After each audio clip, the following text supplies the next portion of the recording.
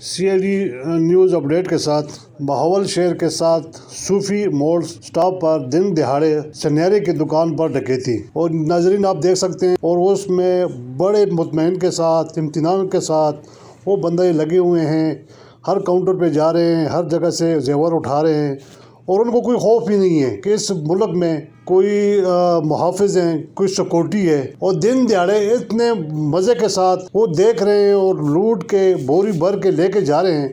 اور افسوس کے ساتھ جو ہمارے ادارے ہیں، سیکورٹی ادارے ہیں، جن کے وجہ سے ہم لوگ تحفظ میں ہیں، لیکن یہ جو